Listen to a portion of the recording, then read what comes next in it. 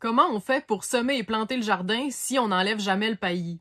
C'est très simple. On écarte simplement le paillis à l'endroit où on veut mettre le transplant. On écarte la terre pour bien mettre les racines dans la terre et non dans le paillis. On referme la terre autour des racines, puis le paillis autour du plant, en laissant bien sûr les feuilles dépasser à la lumière.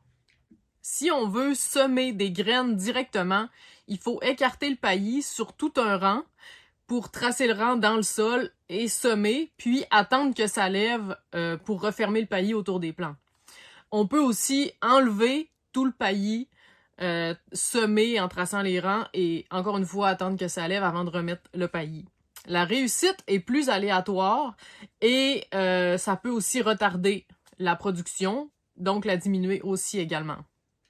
On privilégie donc vraiment la plantation en non-travail du sol et les résultats sont souvent bien meilleurs, même pour les légumes racines.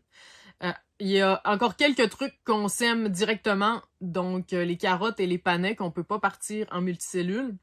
Et sinon, tout ce qui est plutôt céréales légumineuses, donc le maïs, les légumineuses, les essais de céréales et oléagineuses, ainsi que les courges, bien sûr. Tout le reste est démarré en semis intérieur. Ça leur donne une meilleure résistance à leur arrivée dans le jardin et ça permet aussi de les démarrer plus tôt. Ça a pour inconvénient de devoir s'en occuper et d'avoir le matériel et les installations requises pour démarrer les semis. Mais cet effort est grandement récompensé par des récoltes bien meilleures, un démarrage de jardin plus sûr et plus réussi, et au bout du compte, un travail réduit.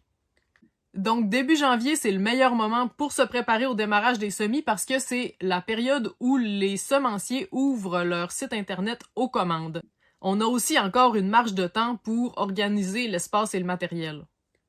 On est à la première étape de l'année de jardinage, c'est-à-dire faire le plan de jardin pour connaître les quantités qu'on va cultiver.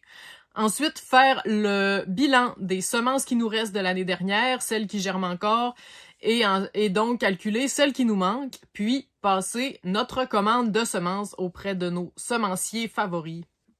Je suis là pour t'aider à faire tout ça et à organiser toute ton année d'autosuffisance. Contacte-moi par le lien sous le vidéo.